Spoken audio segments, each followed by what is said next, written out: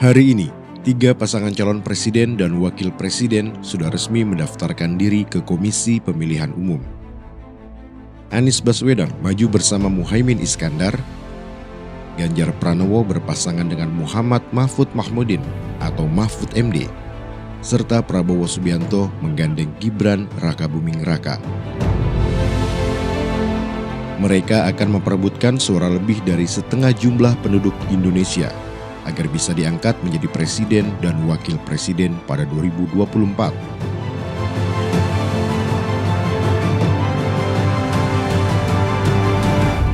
Namun, sebelum mereka mendaftarkan diri ke KPU, kita disuguhkan dinamika politik yang menarik untuk dibahas. Mulai dari cawe-cawe presiden, tarik-menarik pendamping calon wakil presiden, hingga keputusan Mahkamah Konstitusi yang dinilai menguntungkan salah satu pasangan serta mengokohkan dinasti kekuasaan. Dinamika politik ini bukan hal baru. Pasang surut situasi politik dan pemerintahan sudah terjadi jauh sebelum Gen Z dan milenial lahir. Yang konon katanya, generasi Indonesia kini ada di tangan mereka.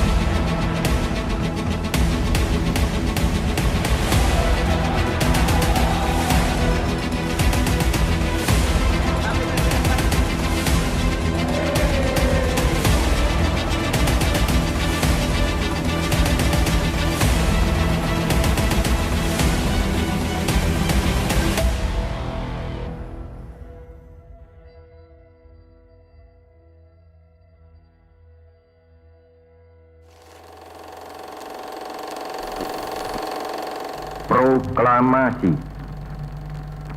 Kami, bangsa Indonesia, dengan ini menyatakan kemerdekaan Indonesia. Proklamasi dibacakan pada tanggal 17 Agustus 1945.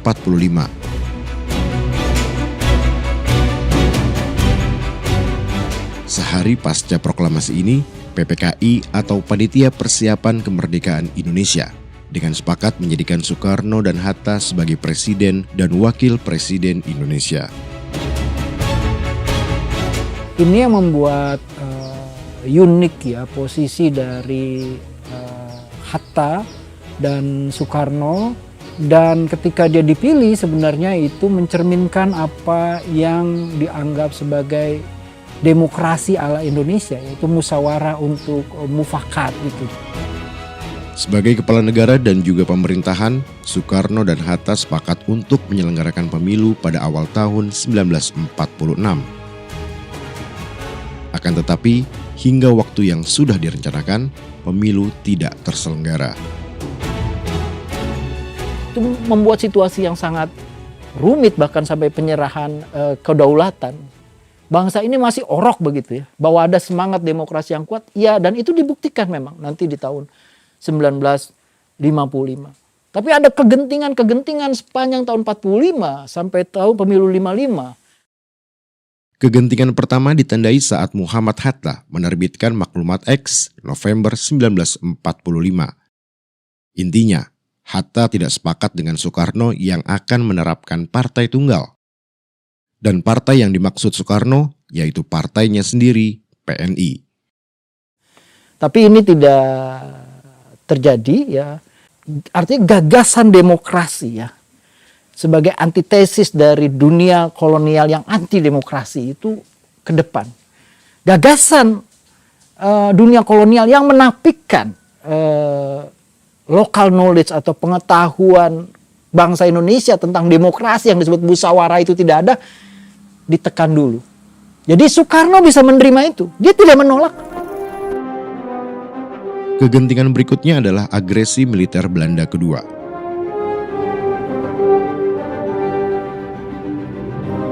Secara de facto, Belanda baru mengakui kemerdekaan Indonesia pada 27 Desember 1949. Pengakuan ini didasarkan pada Konferensi Meja Bundar atau KMB yang dilakukan di Den Haag, Belanda. Bangsa Indonesia dan bangsa Belanda kedua-duanya akan memperoleh bahagianya. Anak cucu kita. Dalam perjanjian KMB, Indonesia harus mengubah pemerintahan dari Republik Indonesia menjadi Republik Indonesia Serikat. Perubahan ini disebut-sebut sebagai bagian dari strategi Belanda untuk menguasai Indonesia.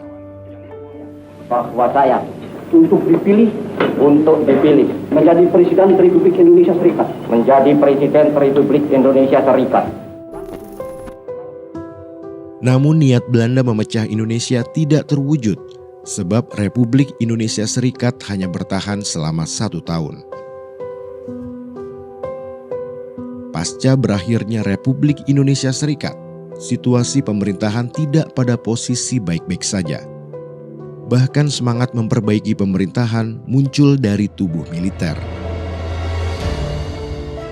Lalu pada Oktober 1952, angkatan bersenjata menghadapkan meriam ke Istana Negara. Mereka meminta agar dibubarkannya parlemen dan segera dilaksanakannya pemilu. Padahal angkatan perang tidak boleh ikut-ikut politik. Tidak boleh diombang-ambingkan oleh sesuatu politik. Angkatan perang harus berjiwa, berapi-api berjiwa, berkobar-kobar berjiwa. Dari situasi ke situasi, akhirnya pemilu baru bisa digelar pada tahun 1955. Pemilu digelar 2 kali, yaitu pemilihan anggota Dewan Perwakilan Rakyat atau DPR, serta pemilihan Badan Konstituante. Badan Konstituante adalah badan yang nantinya diberi tugas untuk membuat undang-undang baru untuk menggantikan Undang-Undang Dasar sementara 1950. Ada sekitar 172 peserta pemilu, baik dari partai, perkumpulan, hingga perseorangan. Mereka mewakili ragam ideologi seperti Marxisme, sosialisme, nasionalisme, agama, hingga kepercayaan. Pemilu tahun 55 dianggap pemilu yang memenuhi unsur kebinekaan kita. Dia disambut banyak karena orang merasa ada dirinya di kotak pemilu itu.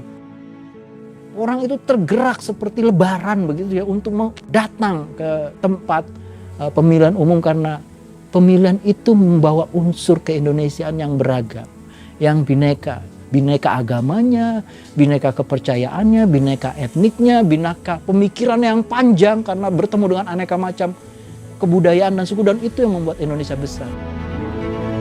Inilah 10 dari 27 peserta pemilu 1955 yang berhasil memperebutkan 257 kursi di DPR. Partai yang didirikan Soekarno berada di peringkat teratas perolehan suara. Dan dari pemilu ini direncanakan pemilu akan digelar kembali pada 1964.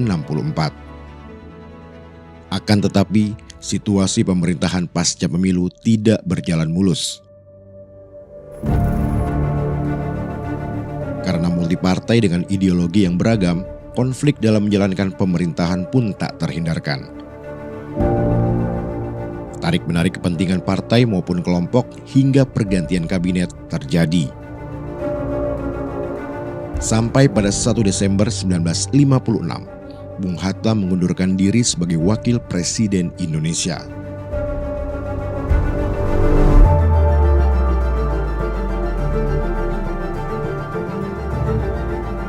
Karena Badan Konstituante tak kunjung menyelesaikan undang-undang baru, pada 5 Juli 1959, Soekarno mengeluarkan dekret Presiden tentang pembubaran Badan Konstituante. Menetapkan Undang-Undang Dasar 1945 berlaku lagi. Berikutnya, pada 1961, Soekarno menyederhanakan partai yang ada. Tujuannya agar ideologi lebih mudah tertata dalam tatanan pemerintahan. Penyederhanaan partai ini sejalan dengan keinginan Soekarno untuk menginginkan partai tunggal saat Indonesia terbentuk. Apakah Soekarno setelah tahu Hatta mengumumkan bersama Syahrir maklumat nomor X terus dia protes? Kan tidak. Dia ikut bahwa dia tidak lagi jadi presiden dalam artian sebuah struktur presidensial, tapi sekarang menjadi parlemen. Dia tidak menolak. Dia harus menunggu dulu sampai tahun 1956 ya untuk benar-benar secara konkret minta bahwa sistem parlementer ini bermasalah dan kita sudah uji dalam waktu tetap bermasalah, dan pemilu dijadikan alasan sama Bung Karno. Inilah hasil penyederhanaan partai oleh Soekarno.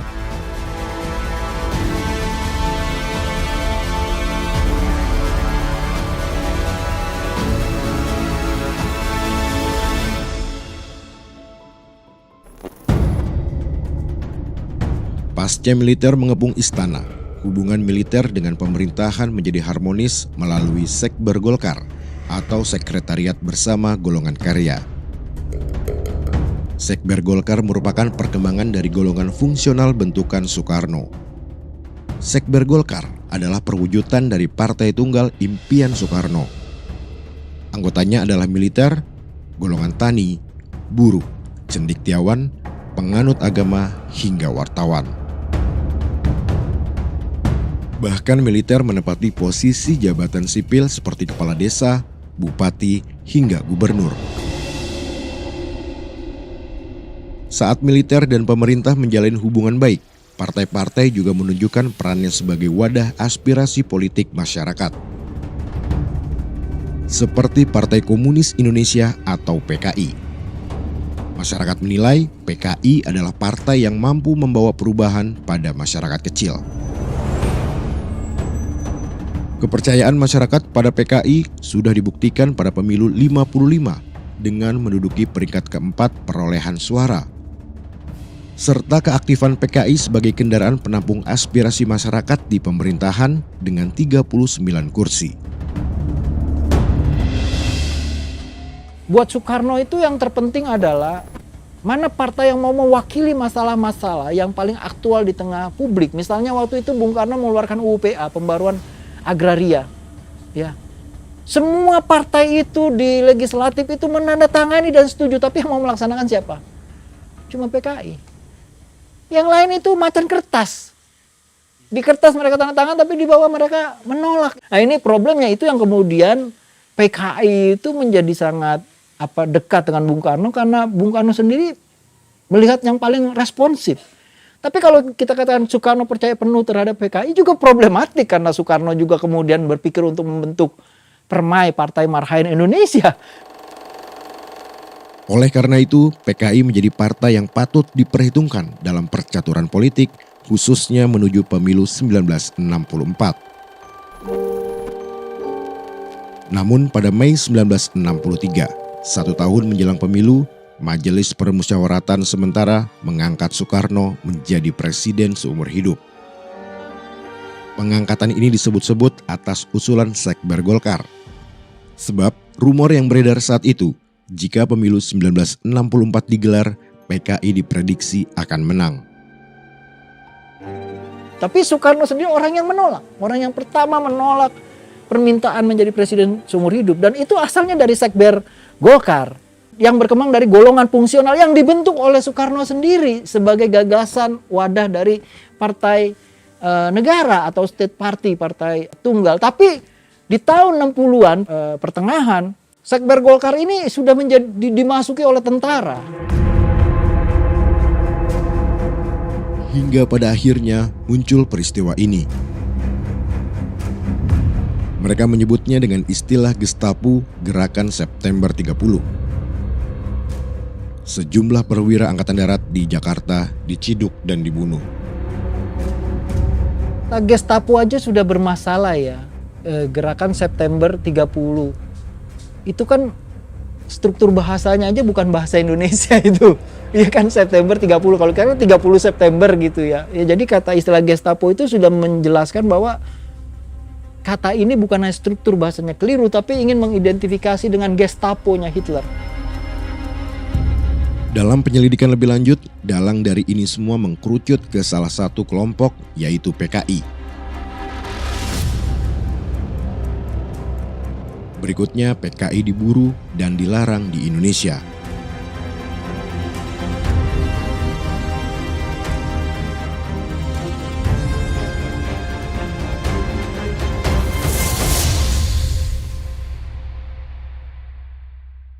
Setahun berikutnya, pada 7 Maret 1967, Soeharto resmi menggantikan Soekarno. Jabatan Presiden seumur hidup Soekarno pun berakhir.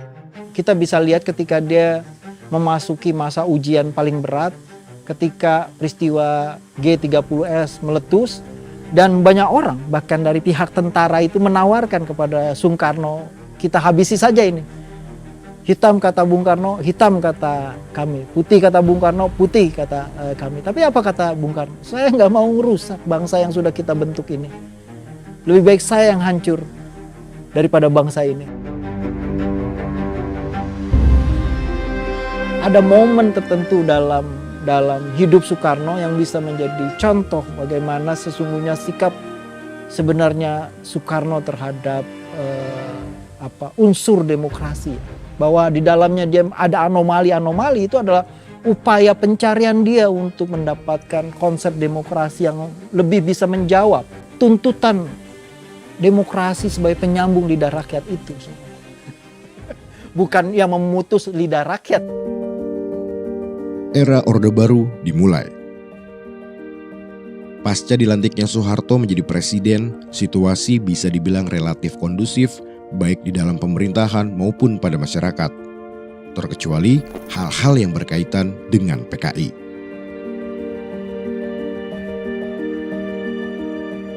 Lalu pada 1971 digelarlah pemilu yang kedua.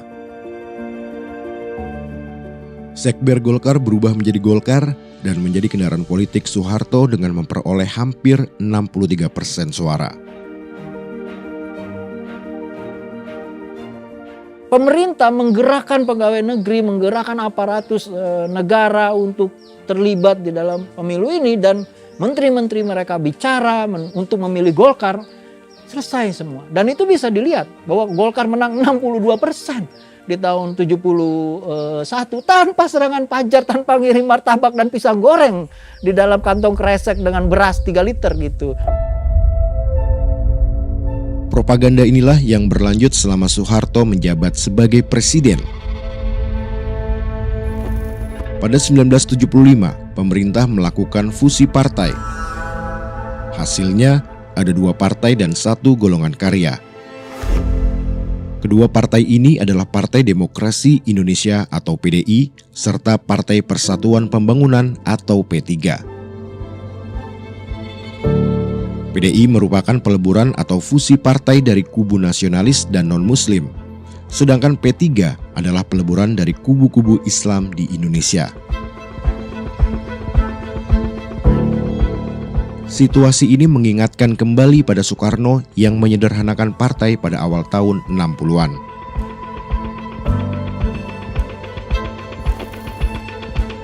Tahun 1977 adalah pergelaran pemilu yang ketiga. 3 kontestan bersaing, PDI, P3, dan Golkar. Lagi-lagi, Golkar memenangkan pertarungan. Setelah ini pemilu digelar setiap 5 tahun sekali.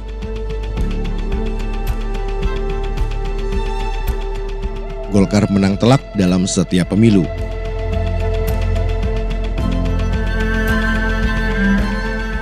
Soeharto pun menang dalam sidang penentuan presiden dan wakil presiden oleh MPR. Ada peristiwa menarik yang terjadi pada tahun 1988. Saat itu, Haji Jailani Naro hendak melawan Sudarmono untuk memperebutkan jabatan wakil presiden dengan cara voting. Namun pada hari yang ditentukan, Sudarmono terpilih menjadi wakil presiden secara mufakat oleh MPR. Dan setelah pelantikan presiden dan wakil presiden, Haji Naroh mengeluarkan pernyataan.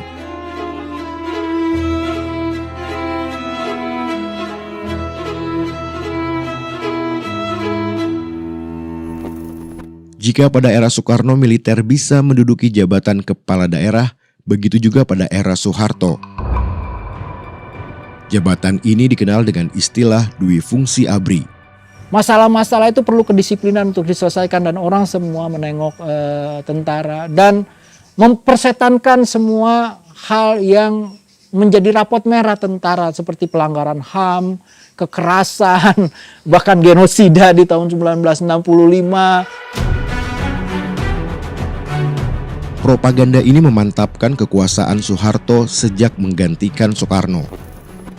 Lelah dengan propaganda, pada Oktober 1996, Sri Bintang Pamungkas menantang Soeharto untuk melakukan pemilihan presiden secara langsung.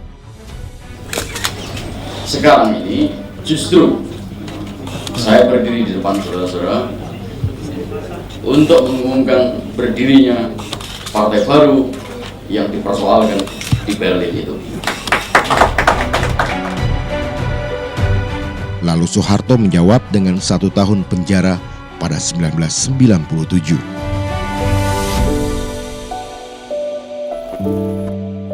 Bahwa putra terbaik bangsa yang memenuhi kriteria yang dimaksud untuk diajukan sebagai calon presiden mandataris MPR masa bakti 98-2003 adalah Haji Muhammad Soeharto.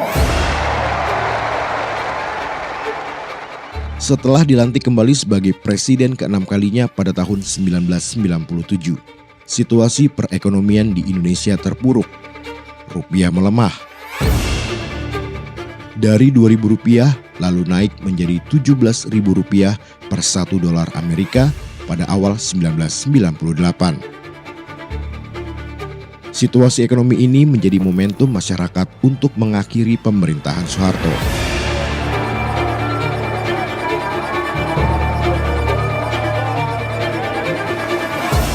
Tuntutan reformasi santer digaungkan masyarakat. Adili Soeharto dan kroni-kroninya, laksanakan amandemen Undang-Undang Dasar 1945, hapuskan Dwi Fungsi ABRI, laksanakan otonomi daerah yang seluas-luasnya, tegakkan supremasi hukum, serta ciptakan pemerintahan yang bersih dari KKN.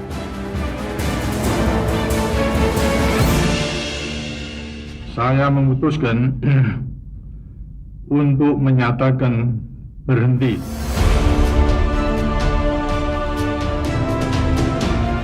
(21 Mei 1998) saat Soeharto menyatakan pengunduran dirinya, MPR melantik B.J. Habibie. Orde Baru tumbang digantikan era reformasi.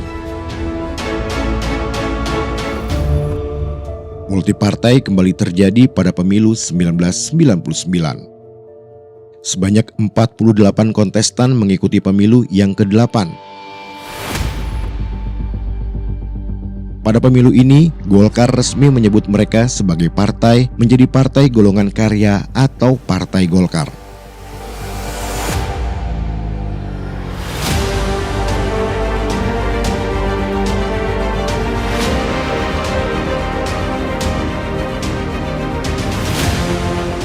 Pasca pemilu, MPR memilih presiden dan wakil presiden.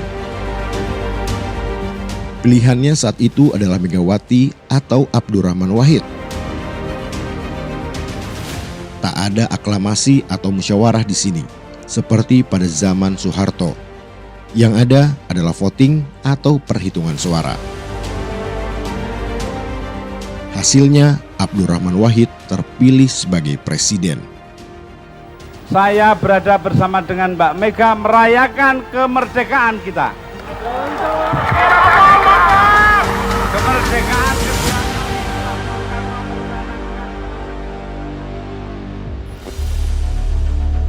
Berbeda pada pemilu sebelumnya, pada pemilu 2004 masyarakat bisa memilih langsung presiden dan wakil presidennya. Aturannya, partai atau gabungan partai yang mengusung capres-cawapresnya. Pengusungan ini harus memenuhi ambang batas atau presidential threshold yang ditentukan, yaitu 20% perolehan suara nasional atau 15% perolehan kursi di DPR pada pemilu sebelumnya.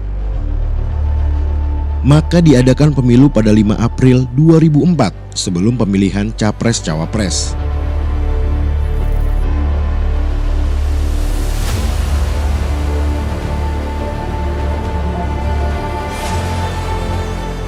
Akan tetapi, khusus untuk pemilu 2004, ambang batasnya dikecualikan. Partai atau gabungan partai bisa mengusung capres-cawapresnya jika memperoleh 5% suara nasional atau 3% perolehan kursi di DPR. Maka Golkar hingga PAN bisa mengusung langsung capres-cawapresnya.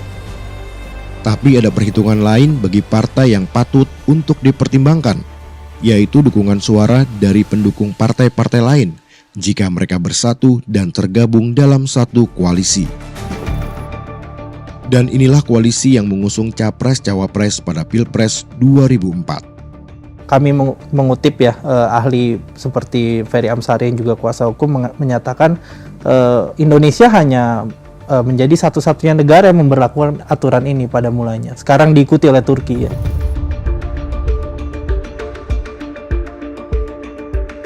Karena tak ada yang memenuhi syarat yang sudah ditentukan, di mana capres-cawapres yang berhak dilantik adalah yang memperoleh suara lebih dari 50%, maka dilakukan putaran kedua.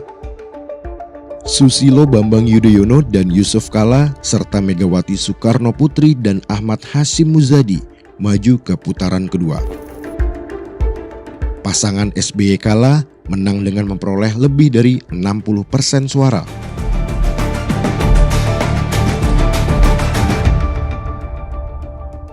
Jika pada pemilu 2004 ada pengecualian ambang batas pencalonan presiden, pada 2009 mengacu aturan yang baru. Capres-Cawapres harus diusung oleh partai atau gabungan partai dengan perolehan 25% suara nasional atau 20% perolehan kursi di DPR pada pemilu sebelumnya.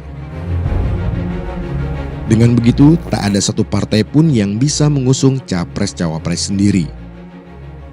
Partai harus berkoalisi. Perubahan ini harus menjadi catatan mengapa dilakukan perubahan yang signifikan.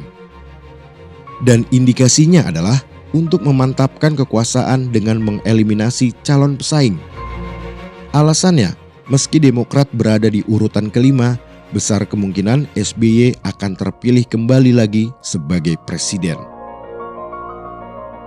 Jadi dalihnya itu, partai-partai di DPR itu mengambil ketentuan syarat pencalonan diatur di dalam undang-undang, di dalam undang-undang dasar gitu.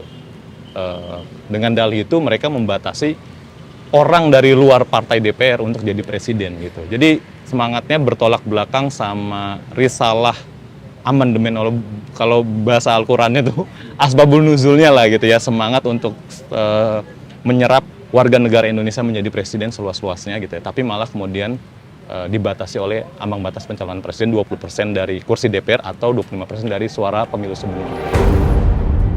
Pada akhirnya, inilah koalisi partai pada pemilu 2009 dan Capres-Cawapres yang diusungnya. Hasilnya, SBY Budiono terpilih kembali menjadi presiden setelah menang telak dengan memperoleh lebih dari 50% suara. Dugaan Usep atas perubahan undang-undang pemilu terbukti. Hingga pada pemilu berikutnya, tak ada perubahan pada aturan presidensial threshold.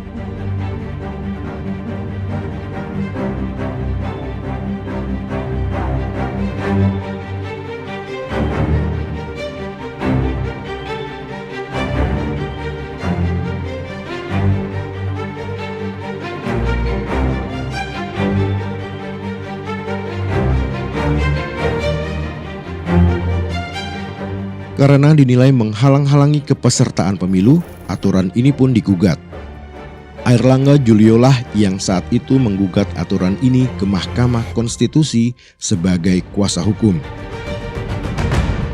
Dalam pembahasan maksud asli atau original intent Undang-Undang Dasar 1945 tidak pernah ada pembatasan presidential threshold ini dalam bentuk apapun. Hanya disebutkan misalnya di pasal 6A, parpol atau gabungan parpol peserta pemilu dapat mencalonkan presiden dan wakil presiden. Tidak ada mengenai ambang batasnya harus berapa persen dari pemilu sebelumnya. Nah, Airlangga bukan satu-satunya orang yang menggugat ambang batas pencalonan presiden. Tercatat ada lebih dari 30 gugatan. Tapi tak ada satupun gugatan yang diterima oleh MK termasuk gugatan Airlangga. Alasannya, Partai Buruh sebagai klien dari Airlangga Julio tidak memiliki legal standing atau tidak memenuhi syarat sebagai penggugat. Parpol yang merupakan peserta pemilu sebelumnya. Yang kedua, seorang yang diusung sebagai calon presiden atau calon wakil presiden oleh parpol dan bisa membuktikannya. Ini adalah ketentuan dan tafsir yang sangat sempit ya Mas bagi MK. Pada akhirnya, keuntungan ambang batas pencalonan presiden hanya untuk memenuhi kebutuhan persyaratan semata. Berkoalisi dengan partai lain agar terpenuhi ambang batasnya, serta bisa mencalonkan kader terbaiknya adalah jawabannya.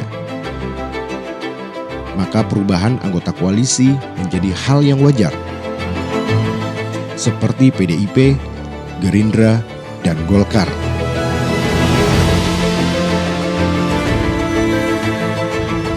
PDIP tidak pernah satu koalisi dengan Demokrat. Tapi Gerindra yang awalnya bersatu dengan PDIP melawan Demokrat justru menjadi lawan pada pemilu berikutnya. Bahkan kini Gerindra diusung oleh Demokrat. Begitu juga dengan Golkar. Pernah bersatu dengan PDIP di pemilu 2019, tapi sebelumnya dan kini bergabung di kubu lawan. Lalu siapa yang berhak mengusulkan capres dan cawapresnya? Bisa ditebak, partai mayoritas adalah jawabannya. Kader terbaik dari partai minoritas minggir dulu. Tapi bisa kita bayangkan, dengan nilai ambang batas yang saat ini berlaku menghasilkan 3 pasangan capres-cawapres, bagaimana jika gugatan Airlangga diterima? Maka ada kemungkinan kita dihadapkan dengan pilihan capres-cawapres yang lebih dari sekarang. Apakah tidak dibalik logikanya, dengan banyaknya calon kita akan mulai berbicara selangkah lebih maju lagi. Bukan hanya berbicara soal koalisi politik praktis, tapi bicara soal siapa yang mempunyai gagasan yang lebih berpihak pada warga dan masyarakat sipil. Siapa yang punya gagasan lebih berpihak pada nilai-nilai demokrasi, siapa yang punya gagasan lebih berpihak pada hak asasi. Jadi memperkaya demokrasi sesungguhnya. Gitu. Kenapa menjadi takut memperkaya demokrasi? Apakah ada kepentingan yang dilindungi? Jangan-jangan. Mereka yang mengatakan bahwa kapal ini tidak akan berlayar. Mereka yang menggaungkan pesimisme bahwa ini tidak akan berangkat. Mereka yang mengatakan bahwa ini akan kandas. Kepada mereka kami sampaikan mohon maaf, kami telah mengecewakan.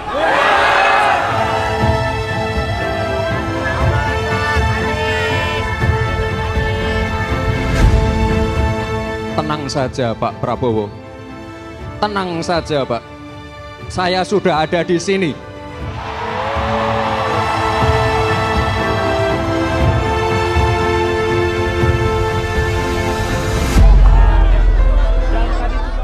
Gimana rasanya nyetirin calon presiden?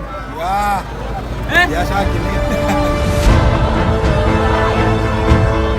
Jika aturan presidensial threshold dinilai menghambat seseorang untuk dipilih, begitu juga dengan aturan yang lain. Partai politik baru harus memiliki kepengurusan di semua provinsi, 75% di kota kabupaten, serta 50% di tiap kecamatan. Dan jangan lupa dengan syarat-syarat yang lain. Itu kan hanya orang-orang ultra kaya aja, sehingga kemudian memutus keterhubungan grassroots atau basis massa ideologi untuk menjadi partai politik, lalu mengagregasinya menjadi aspirasi di parlemen gitu kan, itu memutus itu. Saat mendirikan partai membutuhkan modal yang tidak sedikit, solusinya bisa bergabung ke partai yang sudah ada. Bahkan atas nama ideologi, kepentingan rakyat dan keterwakilan di pemerintahan maupun untuk masa depan bangsa, perpindahan anggota dari partai ke partai lain bukan menjadi perbuatan yang haram. Perbuatan yang mirip dengan perubahan anggota koalisi tentu ada maksud dan tujuan. Setidaknya inilah orang-orang yang pindah partai maupun yang baru terjun ke dunia politik.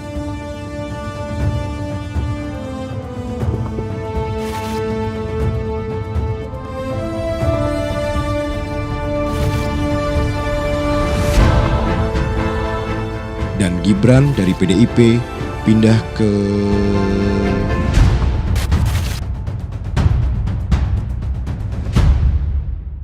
saya emang nggak ngelihat partainya, saya mah nggak peduli itu sama ideologi, yang penting orangnya. Nah saat itu oligark makin gampang menggelontorkan uangnya kepada orang-orang yang dianggap baik gitu sama pemilih. Ini orang baik nih, nggak peduli ideologinya apa, patuh sama partai atau apa, mengkader atau enggak, ikut pelatihan politik secara berdarah-darah atau nggak peduli, yang penting kelihatan baik gitu.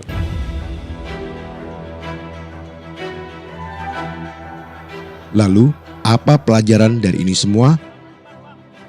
Pengalaman-pengalaman yang berkaitan langsung gitu ya, karena kejengkelan gitu ya, karena kemarah sehingga kemudian marah gitu ya, karena ada pejabat negara atau penguasa yang melabrak aja tuh peraturan perundang-undangan, melabrak aja tuh hukum, itu jadi dasar yang bagus untuk kita tambah pinter gitu. Dan bagi seorang sejarawan, peristiwa di masa lampau perlu dimaknai untuk situasi hari ini. Jadi harus dipulihkan dengan cara apa? Menghentikan sama sekali dan meninggalkan sama sekali kebangsawanan turunan itu.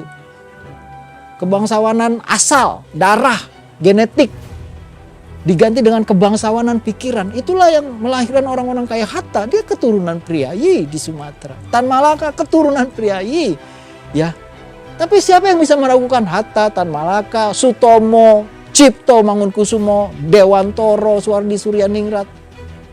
Itu semua bunuh diri kelas. Dan mereka anak bangsa. Buat saya nggak ada persoalan dia anak bangsa. Tapi bunuh diri kelas tidak. Dalam artian dia melepaskan diri juga dengan semua warisan feodal dan norma feodal. Jadi buat saya tidak problem dia keturunan siapa. Ya. Tapi sejauh apa dia menghayati bukan kebangsawanan asal.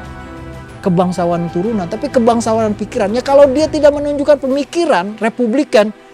Ya nggak bisa dia itu kita anggap sebagai orang Indonesia, apalagi pemimpin Indonesia. Karena dia bertolak belakang dengan gagasan awal yang menciptakan Indonesia. Anggapan orang Indonesia bisa ditempatkan pada warga yang satu ini. Ia menggugat seseorang yang disangkakan melakukan korupsi bantuan sosial saat pandemi. Korupsi yang hanya menjadi headline pemberitaan di media maupun gembar-gembor dari kalangan mahasiswa, praktisi, hingga aktivis, nyatanya berdampak langsung pada masyarakat. Permainan baru saja dimulai. Ada potensi kita melawan koruptor secara langsung, tidak mendelegasikan kewenangan kepada penuntut umum atau KPK, banyak yang tertarik saat itu.